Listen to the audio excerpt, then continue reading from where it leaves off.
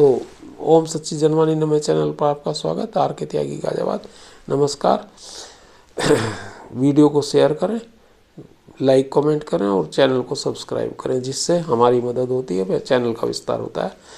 तो इसलिए सब्सक्राइब अवश्य अधिक से अधिक करें और वीडियो को शेयर अधिक से अधिक करें ताकि दूर तक जाए। साथियों, बहुत प्रतीक्षा में, बहुत उद्दत बेचैनी से लोग बाग इंतज़ार कर रहे हैं कल के दिन का, 8 तारीख का, कि बीपीएस साइन होगा।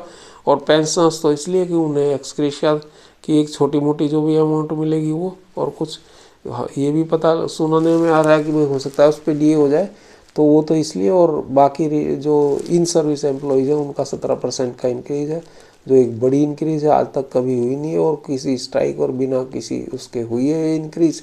तो निश्चित रूप से उनके लिए एक बहुत बड़ी विजय है और बहुत बड़ा। और हालांकि यूनियन का इसमें कोई संघर्ष नहीं है, किसी यूनियन ने संघर्ष नहीं करा है, कोई नहीं करा, बैठ करके ले लिया उन्होंने। और क्योंकि ये गवर्नमेंट इस मूड में थी कि इलेक्शन से पहले ही हो, ताकि जो बैंक रिटायरीज़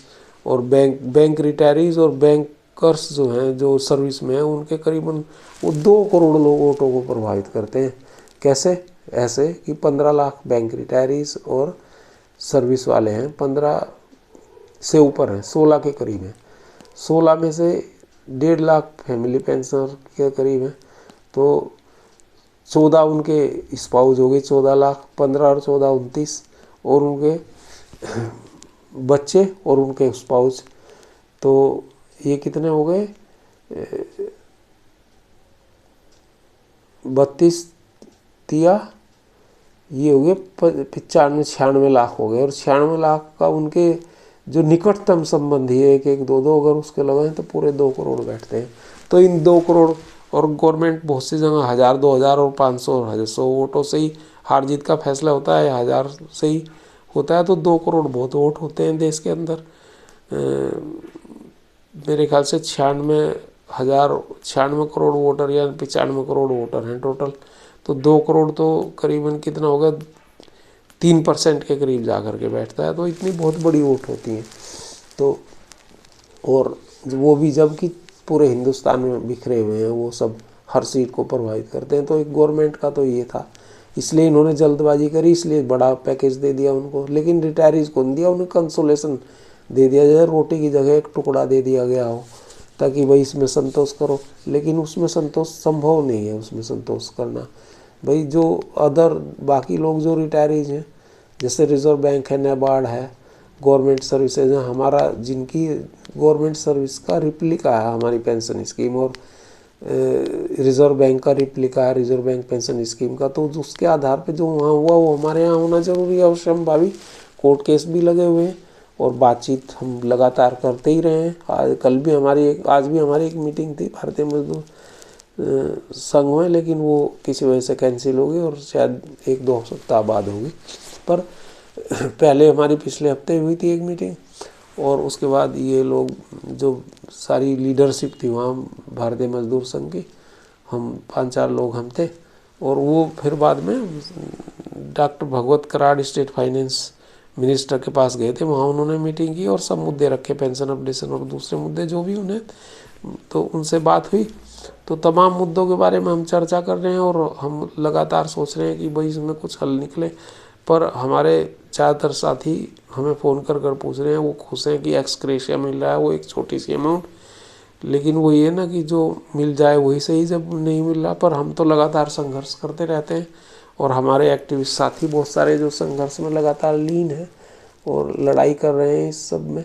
तो आप लोगों को भी, सभी को लड़ना चाहिए, आप लोगों को भी निरंतर कटीली राहों पर चलने का अभ्यास होना चाहिए, ताकि कटीली राहों पे चल के, आंदोलन की राहों पे चल के और गवर्नमेंट को नतमस्तक करा करके।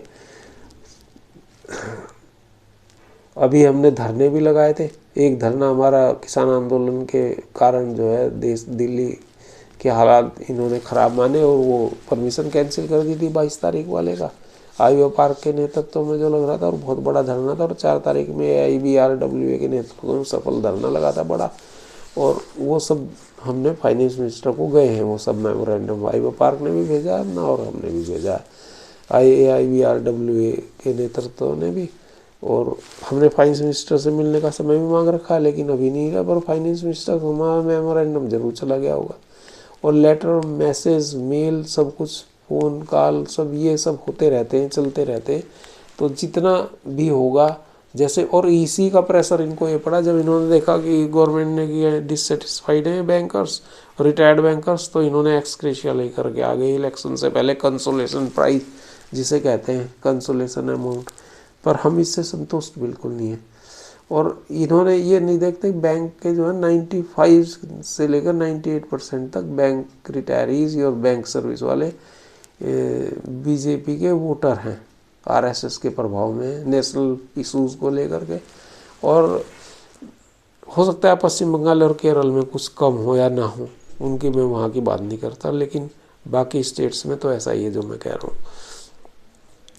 तो हम गवर्नमेंट को ये सद्बुद्धि आए, IBADFS को इंस्ट्रक्शन दे कि भाई इनका मैटर सॉल्व करें।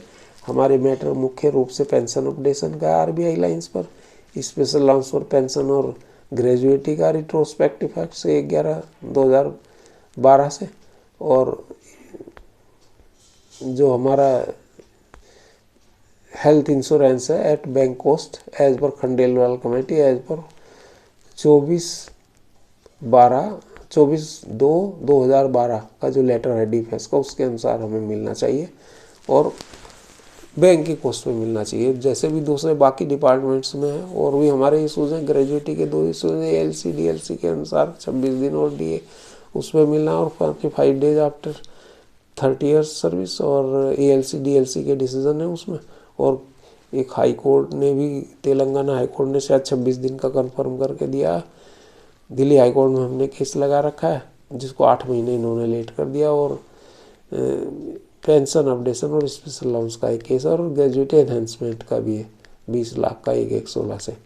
तो पेंशन अपडेशन और स्पेशल अलाउंस का जो केस है वो हमारा, वो भी लेट कर दिया है। तो जुलाई में है, और सुप्रीम कोर्ट में IBA ने कहा कि भाई हम सुप्रीम कोर्ट में सुने, लेकिन बाद में उन्होंने हाई कोर्ट में करवा लिया। बाकी सब उन्होंने 14 केस बंद करवा दिए कि इनको ना सुना जाए, स्टे लगा दिया उन पर सुप्रीम कोर्ट ने। और ये भी केस केरल हाई कोर्ट में हमने, बैंक एम्प्लॉयज़ ने ये जीत रखा है स्पेशल अलाउंस वाला। लेकिन वो उसके बाद उन्होंने क्या करा कि भाई कॉर्पोरेशन बैंक ने वहाँ फाइल कर दिया वो केस जो है डबल बेंच में, और उसकी कोर्ट फीस पता लगाया जमा नहीं करी, और 3 साल से वो ऐसे ही पेंडिंग पड़ा हुआ। जब कोर्ट फीस नहीं जमा तो सुनवाई क्या होगी?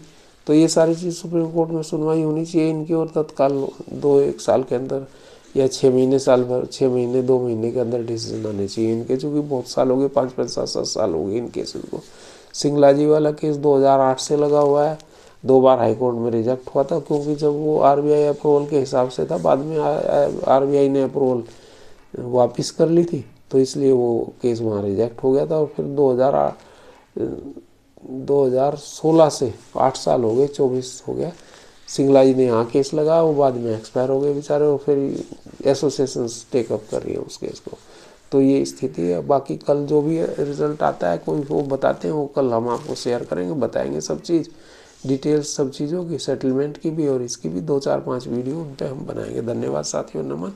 सभी लोग संपन्न, स्वस्थ और प्रसन्न रहें। भारत माता की जय, वंदे मातरम, जय सनातन भारत, जय भारत, सनातन समाज संस्कृति, जय हो।